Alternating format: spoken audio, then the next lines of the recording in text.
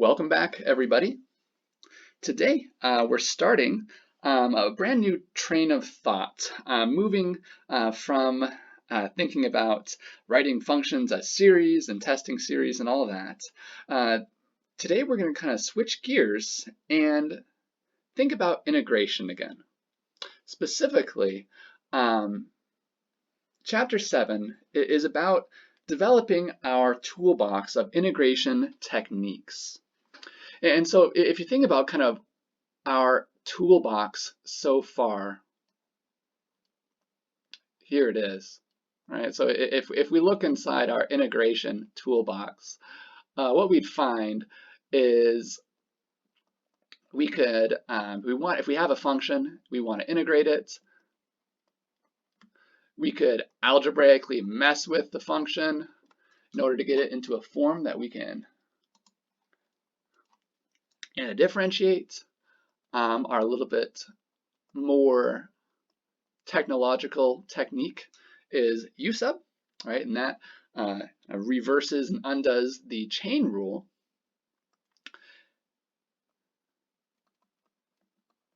And actually, from our power series work, we do have another technique that we could put to use.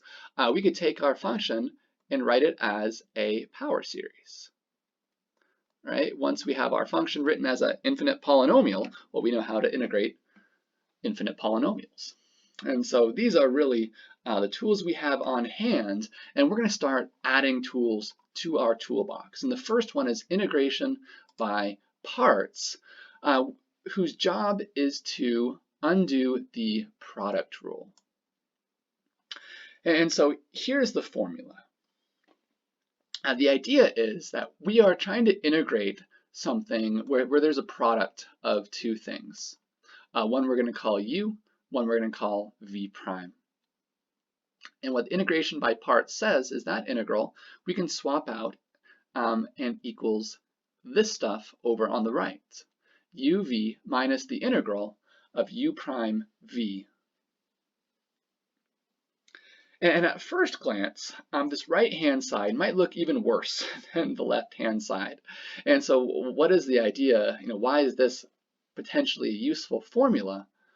Well, if you look at what's changed from the left to the right,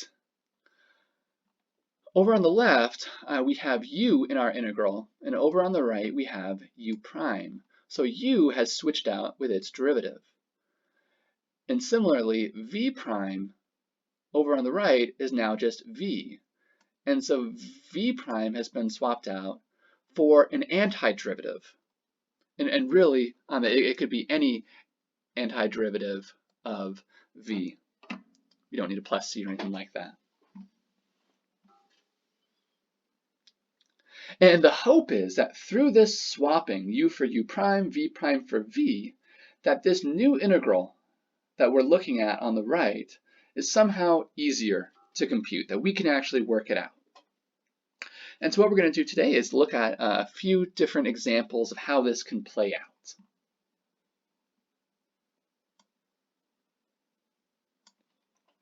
And so to start, let's look at computing this integral right here of x e to the 2x. And just real quick, in terms of our integration techniques, there's nothing really algebraic to do to mess with this. U sub could be tried, but the derivative of our inside is just the constant 2, and we're off by a variable. And so that's actually not going to go through. This function actually is one that we could write as a power series, right? We could write e to the 2x as a power series, multiply that by x, and find the integral to this and get our answer as a power series. Here, I guess implied in these examples is let's not get our answers in power series form. Let's compute this just as a regular old elementary function, not an infinite polynomial. And so the idea with u sub is kind of this observation that, hey, this x is messing us up. If we could somehow replace this x with its derivative, 1, well, then we'd be happy. And so with that in mind, noticing that u is what's swapped for its derivative, in general, we want to pick our u to be what would help us if we could swap it with its derivative. And notice that it is a choice. There's no kind of magical way to see, oh, this x is certainly the u. We could try things with e to the 2x being u. It's just going to turn out to not be helpful. So because we see that x is going to be nicer if we differentiate it, let's choose that as our u and work through our formula.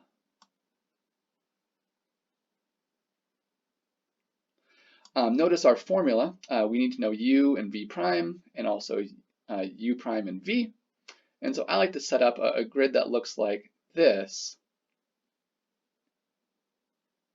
And I'll just bring up the rest of it.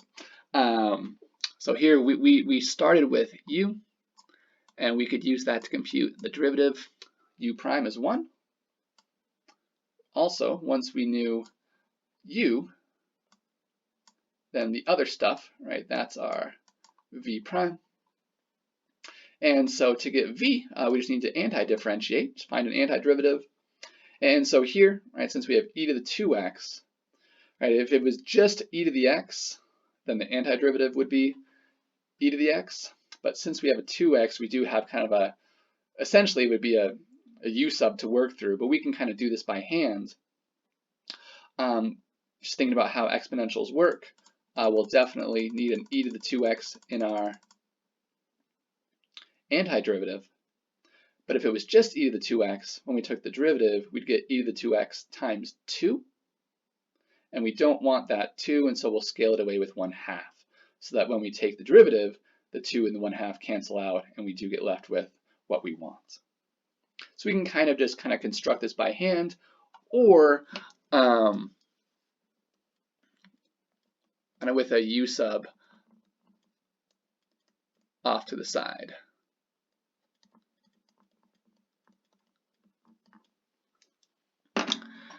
And these now give us the pieces that we need to fill in our integration by parts formula. And if you just look up in our notes again what that formula is, it's uv minus the integral of u prime times v. And so here we can just grab from our grid up here, where we see u, plop it in, where we see v, plop it in, minus u prime times v. And we can just do a little bit of simplification here. Here I've just tossed the x on top of the fraction for the term on the left. And then over here on the right, this 1/2 is just a constant multiple. And so if we want, we can pull that out of the integral. And now notice, the integral we're left with is just the integral of e to the 2x. All right, and at this point, we say, all right, this is an integral that we can compute, right? Antiderivative of e to the 2x, well, we computed that just a moment ago. We know that, so we can actually compute this. We can compute. And so integration by parts has done its job of replacing our more difficult integral with a simpler integral that we can compute. And so the antiderivative there, right, that's what we found before, the 1/2 e to the 2x. And all this other stuff we just left unchanged. And we can just slap a plus c at the end for grab all the antiderivatives of our original function. And just multiplying the 1/2 times 1/2 gives us a nice clean way to leave our final answer. And so that's how it can feel to work through an integration by parts example. And again, kind of just a little bit of perspective here, what we're saying here is that these are the functions that are the antiderivatives to our original function that we started with. With that in mind, if we wanted to double check ourselves somehow, one way could be to take these functions and just take the derivative, and see that we do unravel at the end of the day to our function that we started with originally.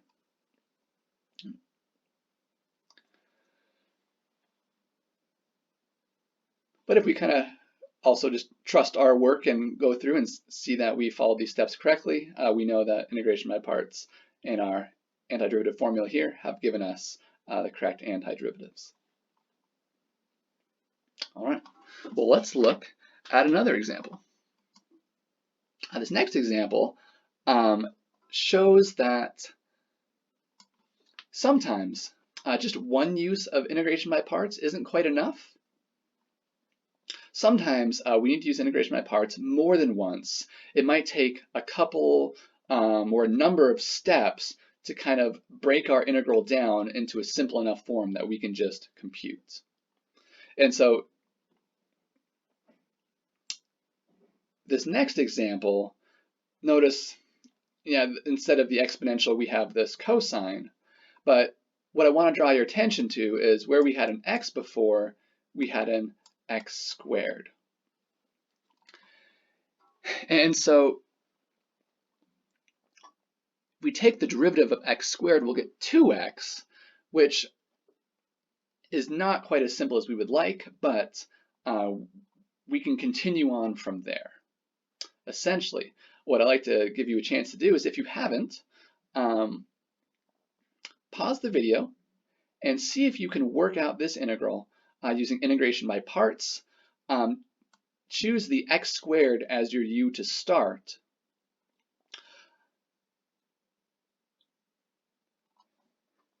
With one application, you'll get to a certain place, and then from there, you'll want to use another application of integration by parts to break this down the rest of the way. Take a couple minutes and see if you can work through that.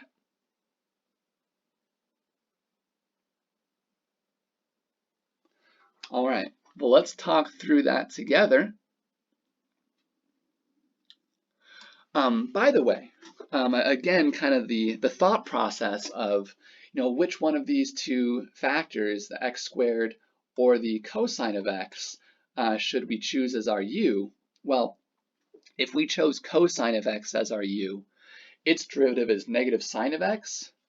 That doesn't sound much simpler to work with. But x squared, its derivative 2x, has one less exponent, and so it is a little bit simpler.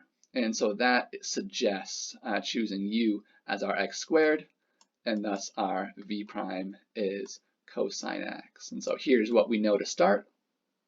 Take the derivative of u and take the antiderivative of cosine of x. Right? The function whose derivative is cosine of x is sine of x. Again, all the antiderivatives are plus c, but we just need one particular antiderivative for integration by parts, and so we can just write sine of x here. And then again, filling out our integration by parts formula here, right? It's uv minus the integral of u prime v. And so we just take these different pieces and pop them in where they go. There's u and v minus the integral of u prime v. And at this point, the integral is a little bit simpler, right? We just have an x to the first instead of x squared, but this isn't an integral that we know how to compute right away. However, our observation once again is, oh hey, if we could take this 2x and replace it with its derivative, which would just be the constant 2, life would be good, right? That would make things simpler. And so it's at this point that we now want to do a second integration by parts on this integral over here. Our new u will be 2x, and our new v prime will be sine of x. And so working through our grid once again. All right, so we chose our u, and v prime. Derivative of u is 2. Antiderivative of sine of x is negative cosine of x, right, since the derivative of cosine is negative sine. And over here, right, we've kept our first piece just identical, and it's this stuff in the blue box here that we're using integration by parts for. And so I've kind of done these big brackets to show us that we want to subtract this whole thing. And it's inside here that we use our integration by parts formula once again, our new uv minus the integral of our u prime v, right, where all this stuff comes from this second grid over here. All right, so u and v get plopped in, and similarly u prime and v here.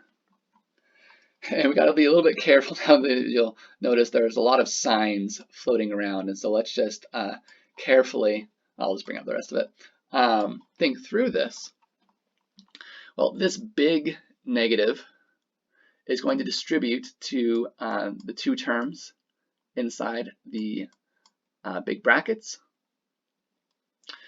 It's going to give us a negative 2x times the negative cosine, and so these two negatives here will give us a plus for the first term. Now, when this negative distributes to the second term, in front of the integral, it'll make this negative into a positive. Then we can take this negative from the cosine, we'll pull it out of the integral, and that'll make that positive into a negative. And so at the end of the day, we get a plus for this middle term and a minus for this last term. And here I've also taken this constant multiple 2 and pulled it out as well. Now, after these two applications of integration by parts, we're now at a point where we're happy. This is an integral that we can just compute. We know the antiderivative, right? Antiderivative of cosine is negative sine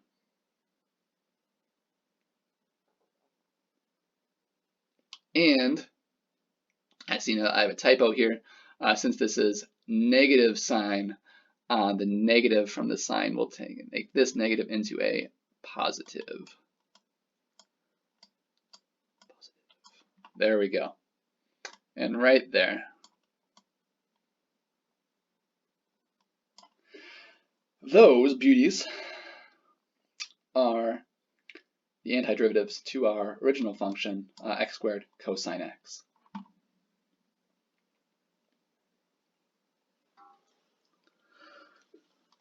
All right. Lastly, I want to show us that while we've been using integration by parts just for these indefinite integrals, just finding antiderivatives, we can definitely use integration by parts to help us compute definite integrals as well, right? Where we're actually wanting to get a number at the end of the day and compute net area.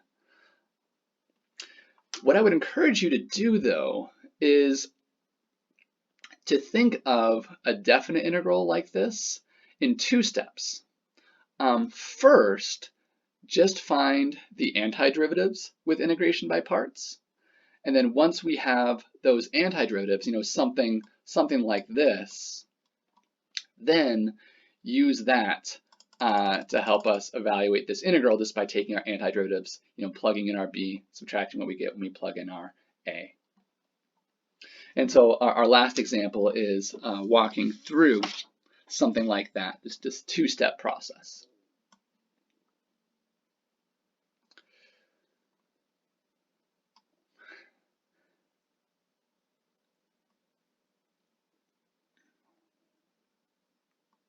And so here, we're looking to compute the net area that our inverse sine function bounds from 0 to 1.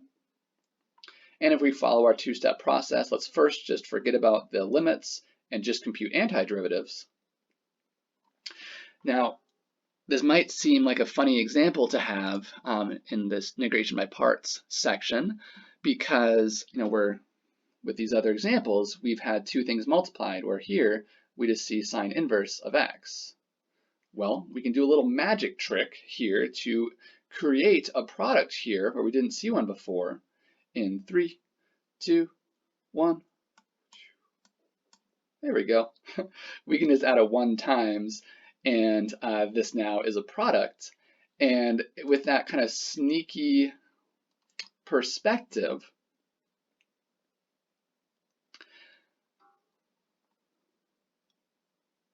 the helpful choice is going to be sine inverse. Let's make that our u, because we know how to differentiate sine inverse, right? We don't know how to integrate sine inverse. That's the whole point of this computation here. So let's call that u so we can swap it out for its derivative, and then this 1 over here, that becomes the v prime.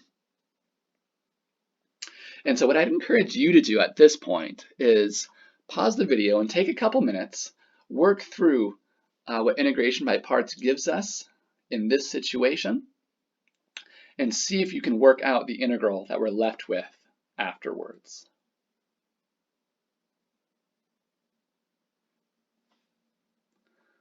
All right, well, let's see how this plays out.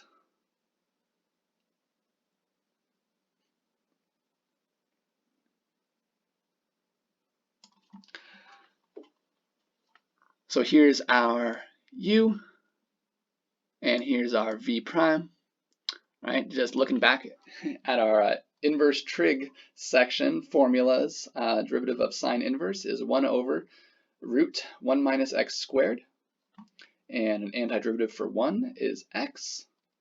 And so feeding those in where they go, let me just again remind us of the integration by parts formula that we're using.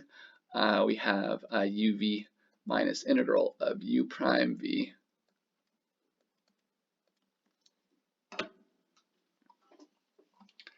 And so we're just putting these pieces where they go and doing a little bit of cleanup. I've switched the order of the sine inverse in x just for, I don't know, a little bit easier on the eyes to have the x out in front instead of trailing behind. And then over here, I just pop the x up on top. All right, so integration by parts says if we want to compute the integral of sine inverse, well, we need to compute this integral over here. And pop quiz, right, what could we use to integrate this function? If you said u sub, then you are spot on, right? We have a nice kind of clean inside function down here. Its derivative, negative 2x, is more or less floating around up top off by constant multiple, but we can handle that. And so at this point, I will want to break out a u sub to compute this integral that we're left with.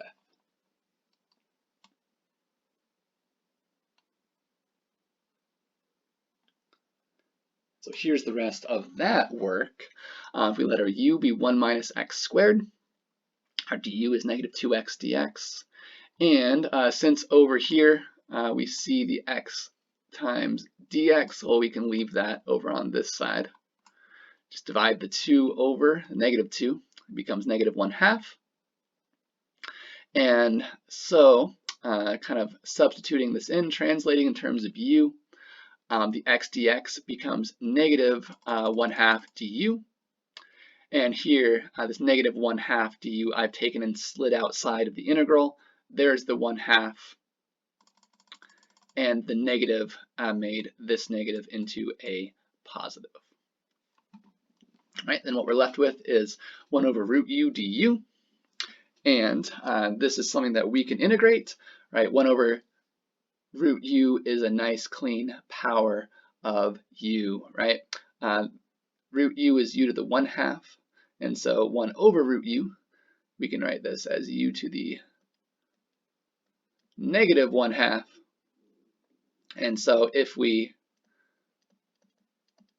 anti-differentiate, right, we're going to add 1 to the exponent, u to the 1/2, and divide by that new exponent. So dividing by 1/2 is multiplying by 2. And that's what we see right here. And so there's our computing this antiderivative. I'm going to slap a plus c at the end now. So this we computed all of our integrals. And last, we just need to plug in u for what it is through our definition here. Right, and I guess the 2 and the 1/2 cancel off nicely. And so here's what we're left with. These are the antiderivatives of sine inverse of x. All right, so that's kind of cool that we can now know how to integrate inverse sine. But if you recall, right, in this example, we weren't just interested in finding these antiderivatives. We wanted to compute net area for inverse sine, right? And fundamental theorem part 2 says, well, once you have an antiderivative, you can just evaluate, right? So now that we have our antiderivatives, step 2 is to evaluate from 0 to 1, right? So here's the integral that we started with. Fundamental theorem part 2 says let's take one of these antiderivatives and evaluate from 0 to 1. And we just have to be a little bit careful here. If we plug in 1 wherever we see an x, we get 1 times sine inverse of 1 plus root 1 minus 1 squared, which is 1. And so this root 1 minus 1, that just becomes a nice clean 0. Over here, sine inverse of 1, thinking back to how this works, right? Sine takes angles and spits us out, y values. Sine inverse of 1 then is going to spit us out the angle from negative pi over 2 to pi over 2, where the sine value is 1. And well, the sine is 1 way up at the top, right? So that's angle of pi over 2. So sine inverse of 1 is pi over 2. And then here, right, so that's our first evaluating at 1. Next, we'll subtract what we get when we plug in 0. And we'll get 0 times sine inverse of 0, which is just 0 times 0, so 0. And then we'll add root 1 minus 0 squared, which just boils down to stuff in the green box, just becomes 0 plus 1, which is 1. So at the end of the day, pi over 2 minus 1 is the net area that sine inverse is bounding between 0 and 1. So that's how it can look to compute a definite integral using integration by parts, and kind of breaking it up, first finding antiderivatives and then evaluating. I want to leave us with one little bonus here for today only. We get a bonus example. I'm sure we're all excited about that. Something that's kind of cool is we can actually use integration by parts to figure out how to antidifferentiate natural log. And we know how to differentiate natural log, get 1 over x, but we don't know what the antiderivatives for natural log are. And here, what I claim is that we can use the kind of magically make this a product trick and use integration by parts to help us work this out. And so what I'd encourage you to do is just take a couple minutes and work through what integration by parts says for our function here, natural log, using our little trick here, and see that you can, at the end of the day, get down to this as the final set of antiderivatives here.